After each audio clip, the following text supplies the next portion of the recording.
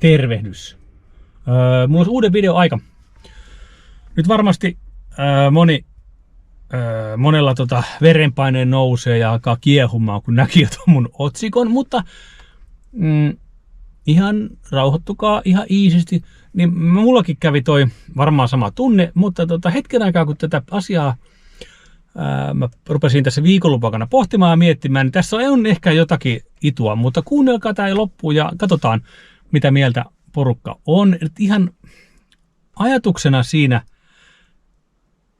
tämähän tuntuu ihan pähkähullulta idealta, että pienten autojen huippunopeus rajattaisiin 118 kilometrin tunnissa. Ja tämä ehdotus, mikä on sinänsä harvinaista, että sehän ei tullut miltään vihreän ideologian poliittiselta järjestöltä tai turvallisuusviranomaisilta, ei, vaan Fiatilta. Ja sekin vielä ehkä saattaa joidenkin korvaan kuulostaa yllättävältä, että taustallahan ei ole mikään liikenneturvallisuuden parantaminen, vaan puhtaasti hinta. Ehkä tämä mun videon pohjakysymys on loppujen lopuksi aika yksinkertainen, mutta kuitenkin aika iso kysymys.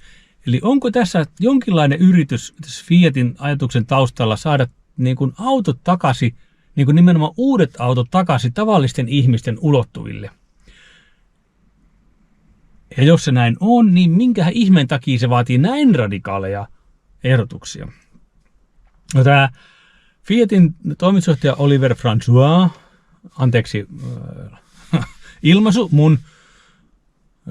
se on varmaan ranskalainen mies, en tunne häntä, lausumista en tiedä oikein, mutta sama mies kuitenkin joka tapauksessa.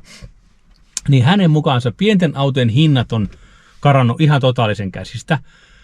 No, kaikkien autojen hinnat on karannut käsistä, niin kuin me kaikki tiedetään, mutta me ei taas täällä Suomessa näistä pienten autojen osalta osata oikein sanoa, koska me ajetaan muutama segmenttiä suuremmalla autolla kuin sitten ihmiset tuolla Italiassa ja Ranskassa ja Epsaniassa. Että siellä ajetaan pienemmillä autoilla, mutta niiden autojen hinnat on selkeästi noussut. Syynähän ei ole pelkästään tämä sähköistyminen, vaikka sinänsäkin aika jännä, että sähköistymisen piti halventaa autoja, koska sähköautot on niin äärimmäisen yksinkertaisen tekniikan, niin kuin periaatteessa on, niin sähköautojen piti halventaa autoilua. Mutta niin ei ole käynyt. Tuskin koskaan tulee käymään. Mutta ennen kaikkea tässä on taustalla nämä EUn turvallisuus- ja teknologiamääräykset. Ja oikeastaan mulla on vähän sen tunne, että mitä enemmän mä asioita yleensä pohdin, niin sitä useammin mulla tulee mieleen, että olikohan toi koko EU oikeasti mikään järkevä ratkaisu, mutta se on nyt taas kokonaan sitten toisen videon aihe se. Kun nykyään näitä kaikilta autoilta vaaditaan, myös näiltä pieniltä kaupunkiautoilta vaaditaan kameroita, sensoreita, liikennemerkkien tunnistusta, jatkuvasti kuljettajaa vahtimia järjestelmiä. Näiden järjestelmien ongelmahan ei ole se, että ne olisi täysin turhia. Ei missään nimessä. Tai mun mielestä on turhia, mutta tällä isossa kuvassa ne ei välttämättä ole turhia, mutta ne on suunniteltu autoille, joilla ajetaan suuria nopeuksia, ei näitä pikkukopperoita. Mutta samaan aikaan näitä vaatimuksia ja näitä sovelletaan myös näihin pieniin autoihin, joilla ajetaan kaupungeissa hitaita nopeuksia, tehdään lyhkäisiä arkimatkoja, käydään hyvin harvoin, jos ikinä edes koskaan moottoriteille. Toisaalta taas ne moottoritiethän on aika turvallisia, koska siellä on toi keskikaide tai keskiväli, että ei tule kohtaamisonnettomuuksiakaan.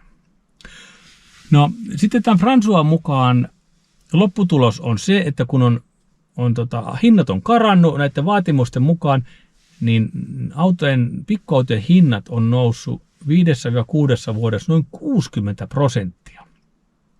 Ja hänen kysymyksensä on itse asiassa hyvin arkijärkinen, että minkä takia meidän pitää rakentaa auto, jolla pystyy ajaa paljon kovempaa kuin laki tai käyttö koskaan edellyttää. Sitä kannattaa muuten miettiä. No, niin kuin mä tuossa aikaisemminkin sanoin, niin tuossa 118 km tunnissa se kuulostaa monen korvaa heti rajoittavalta, melkein jopa loukkaavalta, mutta verenpaine alas, mietitään ihan hetki, että mitä se oikeasti tarkoittaisi. Se vastaa yleensä noin keskimääräisesti Euroopan moottoritienopeuksia, niin kuin Suomessakin, Ruotsissa, monessa maissa. Fiat 500, Fiat Pandan kaltaisella autolla ei muutenkaan ajeta 160. Ja Grande Panda, sen sähköversio huippunopeus on rajattu 132. Ja muutenkin monen uuden sähköauton huippunopeus on rajattu merkittävästi alemmaksi. Eli käytännössä suurimmalle osalle kuljettajista mikään ei muuttuisi. Mutta teknisesti tämä muutos olisi ihan niin kuin järkyttävän iso. Vähemmän kalliita turvajärjestelmiä, mitkä häiritsee ajamista koko ajan. Autot olisi paljon kevyempiä. Yksinkertaisempaa tekniikkaa, halvempaa tehdä, halvempi myyntihinta ja kulutus olisi pienempi. Mutta tässä kohtaa herää se epämukava kysymys, onko se huippunopeus oikeasti käytännön tarve vai onko se enemmän egon ja mielikuvien asia? Tämä on koko keskustelun niin kuin vaikein asia, koska turvallisuudestahan ei haluta tinkiä eikä pidäkään tinkiä. Ja Fiatin argumentti ei ole se, että turvallisuus olisi turhaa, vaan se, että turvallisuuspaketti ei sovi kaikkiin autoihin ja kaikkiin käyttötarkoituksiin. Kaupunkiautot ovat kevyempiä, liikkuvat pienemmillä nopeuksilla ja ajavat ennustettavissa ympäristöissä. Ja nyt sitten voi herätä kysymys, että kun näitä kaikenlaisia järjestelmiä, näitä on nyt tässä vuosikaudet autoihin työnnetty ja tuotu, niin onko turvallisuus oikeasti dramaattisesti parantunut? Vai onko kyse enemmän sääntelyn varmuusmarginaaleista, vastuukysymyksistä ja juridisesta selustasta? No mä lähdin tätä, Fiatin ajatusta pyörittää vähän vielä pidemmälle.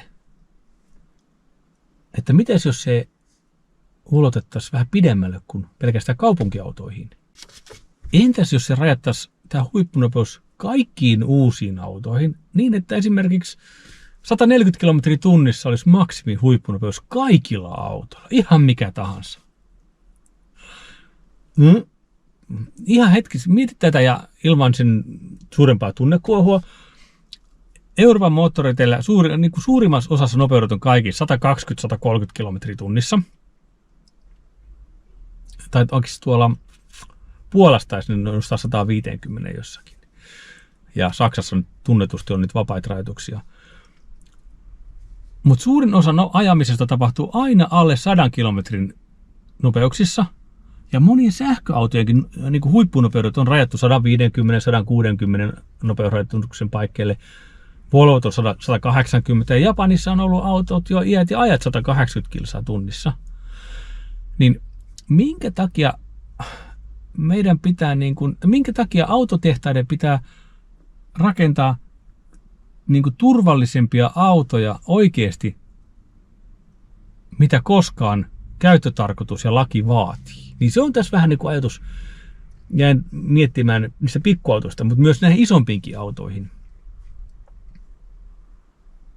Kun mehän eletään jo tätä ihan näillä rajoilla, että jos huippunopeus olisi kaikissa 140 kilometriä tunnissa, ei tarvittaisi missään autossa raskaita rakenteita, ei tarvittaisi monimutkaisia turvajärjestelmiä, ja eikä tarvittaisi niin kalliita ja tehokkaita voimansiirtoja. Jos ajatellaan yksinkertaisesti nyt tätä meikäläisen museoa, vanhaa Saabia, niin vaikka tämä on vanha ja yksinkertainen auto, niin kuinka moni ihminen pitää tätä autoa turvattomana, vaikka tässä ei ole mitään moderneja turvahärpäkkeitä? Tämä on se paitsi yllättävän kevytkin auto, mutta kyllä mieluummin tällä törmään nokkakolariin kuin uudella Toyota Yariksella, missä on kaiken maailman turvahärpäktimet. Ja mä oon joskus nähnyt jonkun otsikon tai jutun, jos sanottiin, että onnettomuustilastoissa tämä Saab on siitä harvinainen, että kuolen onnettomuuksia näillä on tapahtunut kaikkein vähiten. Eli Saabissa ihmiset pysyy hengissä kaikkein parhaiten. Se oli joskus aikoja sitten. Näin ollen kaikista autoista tulisi kevyempiä, yksinkertaisempia, energiatehokkaampia, ennen kaikkea edullisempia. Ja silti ne täyttäisi kaikkien arjen tarpeet. Ja minusta tämä on se koko jutun ydin. Siis oikeasti. Kun ihmiset, niin kuin kaikki eläminen kaupungistuu ja ihmiset pakkaa samoille paikoille yhä enemmän ja enemmän, niin mihin hittoon niin tarvitaan niitä suuria nopeuksia, kun et sä Suomessakaan saa ajaa kuin 120 niin kuin laillisesti. Poistuisi kaikki nämä ihan järkyttävän suuret onnettomuudet. Niin kuin viime vuonnakin tapahtui nuorille ihan järkyttävä määrä todella vakavia onnettomuuksia, missä menehtyi nuoria henkiä, nuoria ihmisiä menehtyi, aivan turhia onnettomuuksia. Ja jos niissäkin tapauksissa autojen huippunopeudet olisi rajattu, mä väitän, että niistä niin kuin suuri osa onnettomuuksista poistuisi. No Fiathan ei ole yksin tämän ajatuksen kanssa, että EU:ssa on keskusteltu tästä uudesta M1E-ajoneuvoluokasta, mitkä tarkoittaisi näitä pienempiä autoja, kevyempiä vaatimuksia ja vastineeksi rajattua suorituskykyä. Ja jos se menee läpi, niin niitä sitten halvempia autoja tulisi ja olisi enemmän vaihtoehtoja ja pakko. Ei tarvitsisi välttämättä ostaa käytettyjä autoja, kun saisi autoja halvemmalla. Ja tämä ei ole sinänsä vaan Fiatin etu, vaan tämä voisi oikeasti niin käännekohta olla koko eurooppalaiselle autokulttuurille. Että kyllähän kaikki tämmöiset meikäläisen ikäiset ja vanhemmatkin ihmiset muistaa, että eihän entisaikoina autot kulkenut mihinkään. Mun ensimmäinen auto Opel Kadetti, niin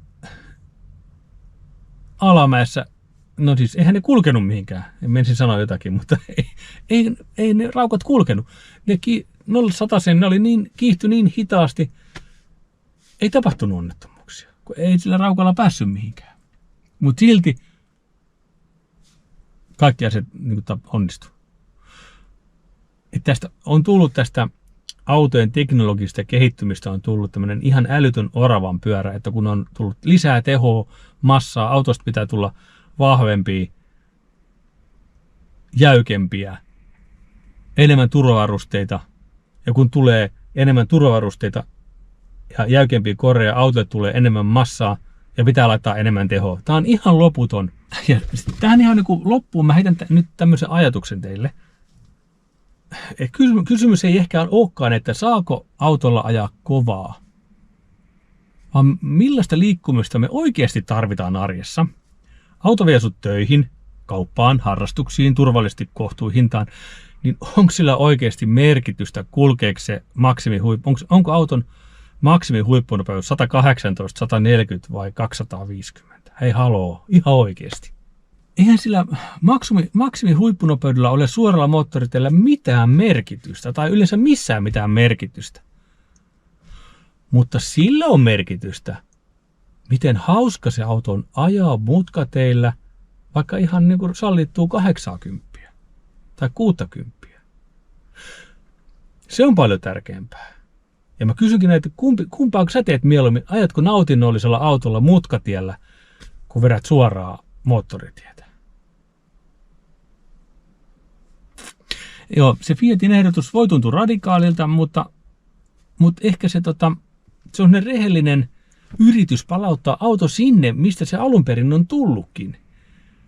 Tavallisen ihmisen käyttöesineeksi, ei teknologiseksi kompromissiksi, eikä mikään poliittiseksi symboliksi.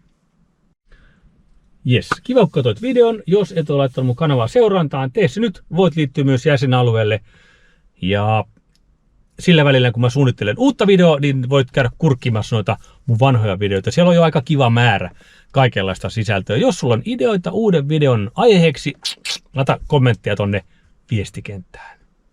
Ciao!